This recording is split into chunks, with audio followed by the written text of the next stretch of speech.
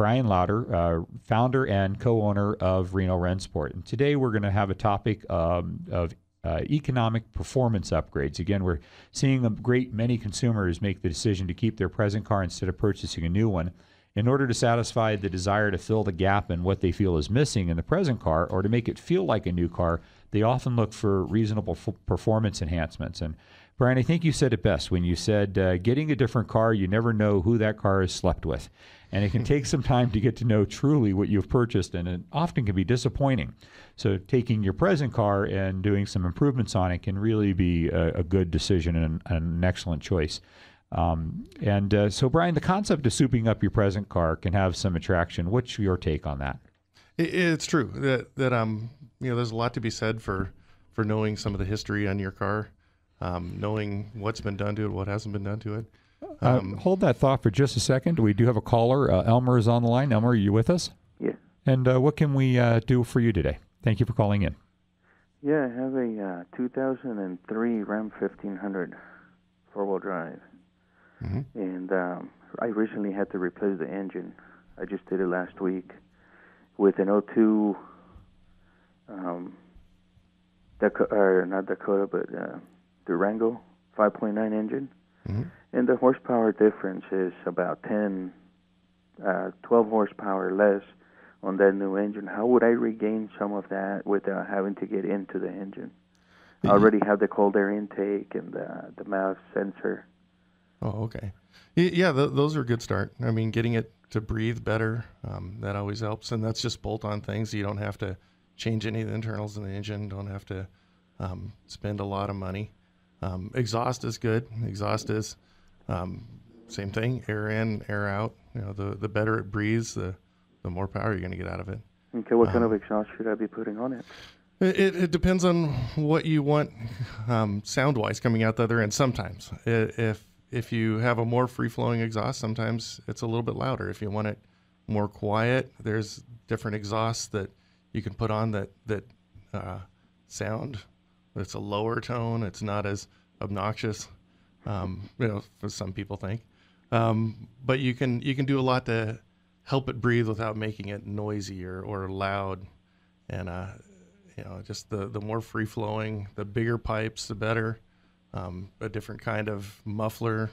The catalytic converter makes a big difference, whether it's a free-flowing cat or not. Well, and I have a question to interject here, if I may, is, there's some other options as well, from my understanding, is chipping and flashing. And what are the differences there, and is that an option for his situation? Absolutely. All the new cars are all fuel injected, and it's, there's all kinds of different options you can, or different approaches you can take with a car like that.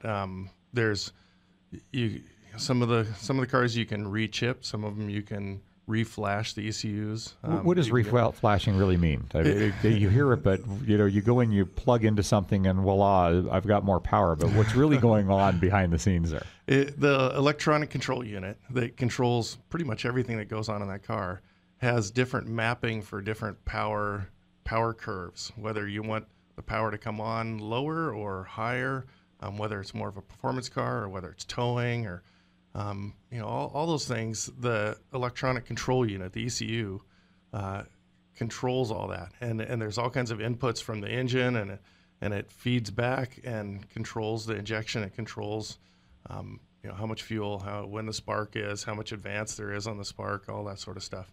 And so on a newer car, more often than not, you flash the ECU, where you download new software onto that electronic control unit, and that kind of changes your torque curve or changes your horsepower curve, and that makes a big difference. And that's in the drivability. probably not extraordinarily expensive either. No, it's usually not. It's a few $100s. It depends on what car it is, how proprietary all the information is that you're putting on it.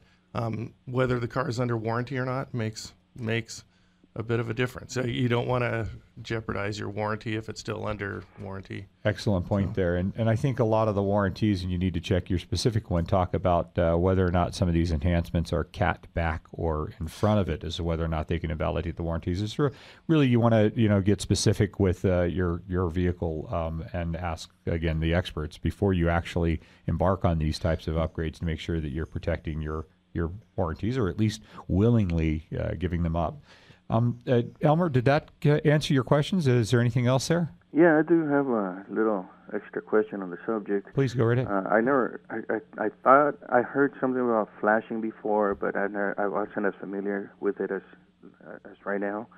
After you guys mentioned it, where would I get something like that done?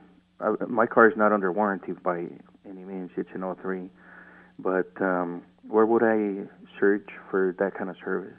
And what's the make of the car? It's a Dodge, 03 Dodge 1500. But it's a gas, not a diesel. Gas, correct. God, I know there's a couple of truck performance places. We kind of specialize in what we do, but I know there's places around town that I was going to say that, Elmer. What I'd like you to do, if you'll go to our go to your emails and put in a request at info@thecarbuyerinvestor.com. We actually have those resources. The Reno Rennsport, specializes in your Porsches, BMWs, and Minis. Yeah. But we do have other businesses, like you mentioned, that can do that product for you. And if you just email us, we'll definitely provide you with that connection, and as well as trying to get them on a future show to introduce to everybody as well. Please, and folks, if you have any questions out there, info@thecarbuyerinvestor.com. We'll respond to them all as quickly as we can get to them. All right, thank you. Thank you for calling in. And Brian, a good question here. And Elmer, that was just a wonderful question. It was I really appreciated you taking the time to call in. And folks, I know some of you don't want to be the first person on the dance floor. We don't bite. Give us a call. Ask a question. Like I said, the only bad question is the one you don't get to ask and get an answer to. It's free.